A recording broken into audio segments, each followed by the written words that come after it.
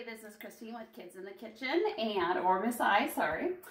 This is oven and stovetop safety, and I know that everybody's oven and stove at home or at school is a little bit different, but we're going to go over some just general basics for safety and how to use them. So we'll start off with the top is for ovens, is that we usually have, everybody has a bake button. So you're going to have bake, and you're going to usually use your up or down button. They usually default to 350 degrees.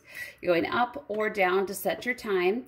A lot of ovens these days have a start button. I do not, or an on button, depending. And then you're going to notice that the preheat light went on.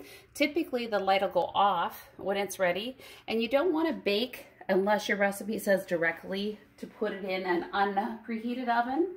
A cold oven, because the ovens come up to temp quickly and they're not at a regulated temperature. So you always want to use it once the preheated light has gone off. So make sure that you know your oven if you have to use the start button or on button. And if you need to adjust it, mine is pretty easy. You're just going up or down, but a lot of times you have to re-hit the bake button up or down and then press start depending on yours. Broil, we're not typically broiling at school. It's a really, really high heat, about 500, 550. The clean mode we're only using at the end of the trimester. We're not using the timer on our ovens because what kids do is then they hit timer off and they accidentally hit clear off, and then their oven stops working, and then all of a sudden, oh, I don't have cookies. The cookies aren't working. So we never use the timer, and we're not using all these other fancy things. So really we're using bake and clear off and start. Those are about it for our oven oven buttons. And we're waiting again for the preheat. And then we're going to show you the light on. Mine is at the top here, but sometimes on other ovens, the light on is over here as well. We use the light so that we're not opening and closing the door. Whenever we open and close the door, we're losing heat. I'm going to power my oven off, so I'm going to press clear off.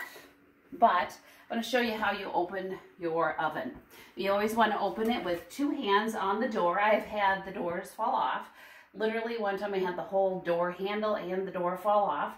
So open the door with two hands, stand back, make sure no one's in the way. Approach at a wide angle stance so you're closer versus standing way back here. Wide angle stance. Use your hot pads and pull the drawer out slightly, the shelf. And then take your pan out, and you're going to do this whether you're putting it in the oven or out of the oven. And I do want to show you that you should always line your pans with either foil or parchment paper, because they will make cleanup very easy. And again, you want to plan your move and place it onto hot pad holders. And again, aware of your surroundings. Never close your oven door with this open and out. Make sure you push that back in. And then again, two hands to close your oven, and don't let it slam. If you had a cake in there, your cake's gonna fall. And always make sure that the door is closed as quickly as possible, because your oven's gonna lose temperature. And now let's talk about stovetop safety. So when we're